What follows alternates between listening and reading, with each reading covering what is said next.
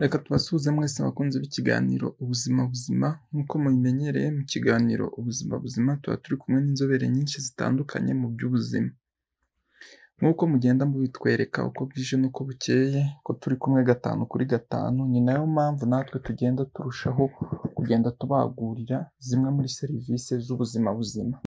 Mushobora kwibaza ati mbese noneho agace gashyashya twabazaniye mu buzima buzima ni akahe?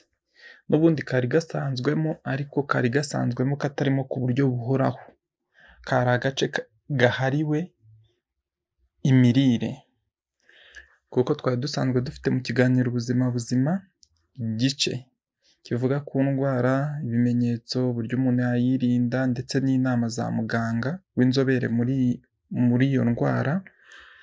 Nk'umuntu wahuye n'ikibazo cyo kurwara iyo ndwara akihutira kujya kwa muganga. Dufite n'akandi gace kitwa tubimenye, aho tubabwira amwe mu mavu n'amavuko y'ibitaro runaka, igihe byatangiriye, serivisi bifite, abaganga bifite b'inzobere ndetse n'ubwishingizi bikorana nabwo. Tukaba twari tubafitiye n'igice cya gatatu, abantu benshi n'ubu muri kutwishyuza cyane ariko turi kubategurira ibiganiro kuri cyo, cyitwa tumenye umubiri wacu.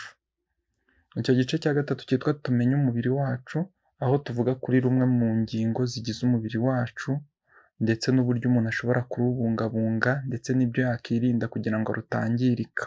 Icyo kiganiro kikaba gikorwa ku buryo bw'amajwi n'amafoto, mukaba mukigezwaho nanjye Imanishimwe René Sadiki. Noneho twabazaniye ikindi gice cya gatatu. Twari dusanzwe tugikora mu kiganiro ubuzima buzima tukivanga mu biganiro, ariko noneho twakibagiriye nk'igice gihoraho, aho tuzajya tubabwira ku mirire ndetse umuntu wenda akaba yibaza ati mbese ni iyihe mirire nshobora kurya mu gihe ndwaye indwara runaka, cyangwa ni iyihe mirire, ni akahe kamaro, wenda ni urugero k'ikiribwa runaka. Kuri uyu munsi tugiye kurebera hamwe ibiribwa ndetse n'ibyo kunywa umugore utwite ashobora kwirinda cyangwa ashobora kugendera kure. Nubwo hari udashobora kubishobora 100%, ariko ashobora kugerageza, kuko mu buzima buri kintu cyose kigira irengayobora. Ushobora kwibaza ati mbese umugore utwite ibyo kurya ashobora kugendera kure ni ibihe? Tuzi ko umugore utwite agomba kurya indyo yuzuye. Indyo yuzuye iba igizwe n'ibyubaka umubiri, ibitera imbaraga ndetse n'ibirinda indwara, akarenzaho n'ibyo kunywa, kugira ngo umubiri ubashe kubona intungamubiri zishobora kumutunga we ndetse n'uwatwite mu mubiri, kuko nawe aba akeneye intungamubiri zigomba kumutunga kugira ngo akure neza.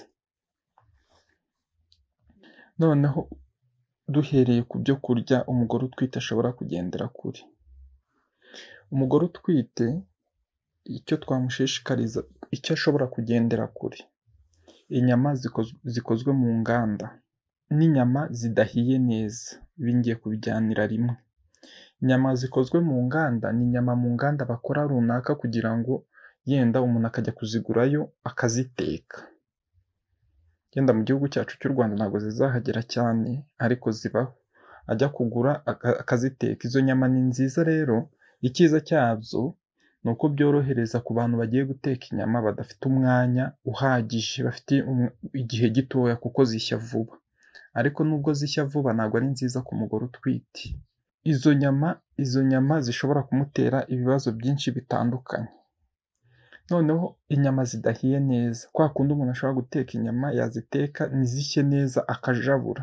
Ku mugore utwite izo nyama agomba nazo kuzigendera kure, kuko izo nyama ashobora gukuramo bagiteri yitwa Listeria ishobora kuba yatera indwara mu gihe runaka. Ariko noneho iyo ayikuyemo, n'umwana atwite mu nda ashobora kuzavuka afite iyo bagiteri, mu gihe wenda umubiri w'uwo mumama ushobora kurwana nayo, ariko umubiri w'umwana uri mu nda ntabwo ushobora kurwana nayo. Tubonye ko umugore utwite, tukiri ku nyama, yirinda inyama zikorewe mu nganda, nubwo zishya vuba ariko si nziza ku mugore utwite ndetse akirinda n'inyama zidahiye neza. Turacyari ku byo kurya umugore utwite ashobora kugendera kure mu gihe agitwite kuko bishobora guteza ibibazo ku mwana atwite.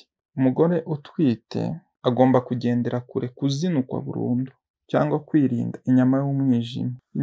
Inyama y'umwijima yaba ihiye yaba idahiye aba agomba kuyigendera kure kuko inyama y'umwijima ni nziza pe kuko ikungahaye kuri vitamine A, ariko vitamine A nyinshi ntabwo ari nziza ku mwana uri mu nda. Abahanga baravuga ngo byibura umugore utwite aba agomba kutarenza mikorogaramu 800 za vitamine A. Rero ariye inyama y'umwijima yanazirenza kure. Vitamine A ibibi yatera ku mwana uri mu nda yatuma umwana avuka afite uruhu rworoheye cyane. Ibyo ngibyo rero niyo mpamvu umugore utwite bibaye byiza mu gihe agitwite inyama z'umwijima zaba izitetse zaba izokeje agomba kuzigendera kure. Twabonye ko mu mirire ibyo kunywa n'ibyo kurya bigendana. Noneho ibyo kunywa umugore utwite bibaye ngombwa yagendera kure muri rusange kugira ngo azarusheho kubyara umwana ufite ubuzima buzima. Inzoga ni mbi cyane ku mugore utwite.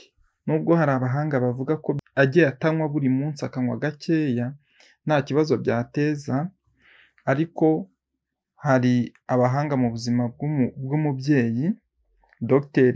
Criage w'umunyamerika yavuze ko kunywa inzoga ku mugore utwite noneho inda iri mu gihembwe cya mbere mu mezi 3 abanza bishobora kuvamo ingaruka zinda kuvamo, bishobora guteza ibindi bibazo, yuko icyiza cyaba ari ukuzireka bitagutera ikibazo kuzireka, icyiza cyaba ari ukuzireka. Noneho anavuga ko umugore utwite unywa inzoga nyinshi bishobora gutera umwana atwite ibibazo by'umutima bikazanamukurikirana mu buzima bwe bwose. Rero inama twabagira abagore batwite ni uko niyo waba unywa inzoga mu gihe utwite ushobora kuzireka, yenda kuzireka byakwangira ukazigabanya. Turacyari ku byo kunywa umugore utwite yagendera kure, yakirinda muri rusange. Umugore utwite yakirinda itabi. Itabi rishobora kumuteza ibibazo byinshi bitandukanye. Byo ni ukurireka burundu, kuba riretse mu gihe atwite. Itabi rishobora gutuma habaho kwivumbagatanya kw'inda ikaba yavamo cyangwa umwana agapfira mu nda. Ikindi nanone ibindi bishobora gutuma umugore utwite ashobora kureka itabi, bishobora gutuma umugore utwite abyara umwana atagejeje igihe. Muri rusange igihe cyo kubyara kitaragera, akabyara umwana atujuje amezi yo kuvuka. Ikindi iyo umugore utwite anywa itabi akenshi bakunda kubyara abana bafite ibiro bike. Icyiza ababyeyi ni uko ababyeyi banywa itabi mu gihe batwite bagakwiriye kurireka kuko akenshi buriya n'abagabo banywa itabi iyo bateye inda cyangwa umugabo wasinze burya hari ukuntu n'abantu muri sosiyete bavuga ati wagira ngo wavutse papa wawe yakubyaye yanyweye. Ariko icyiza burya ku mugore utwite ni uko itabi yaba arigendeye kure, yenda akazongera kurinywa yarabyaye. Tukiri ku byo kunywa umugore utwite yakirinda, umugore utwite yakirinda kunywa amata adatunganyije neza. Umugore utwite aba agomba kunywa amata kuko amata arimo intungamubiri nyinshi zitandukanye, ariko noneho akirinda kunywa amata adatunganyije neza muri rusange, amata atakozwe ku buryo bufite isuku, kuko twabonye ko inyama zo mu nganda cyangwa inyama zidahiye neza zishobora kubamo ya bagiteri yitwa Listeria, no mu mata adatunganyijwe neza iyo bagiteri ishobora kubamo kandi ni mbi ku mwana uri mu nda. Bakunzi b'ikiganiro ubuzima buzima, ni aha dushoreje kino gice kijyanye n'iby'imirire cy'uyu munsi. Icyo tubashishikariza ni ukubisangiza n'abandi bityo bakarushaho gusobanukirwa byinshi bitandukanye byerekeranye n'ubuzima bwabo bwa buri munsi.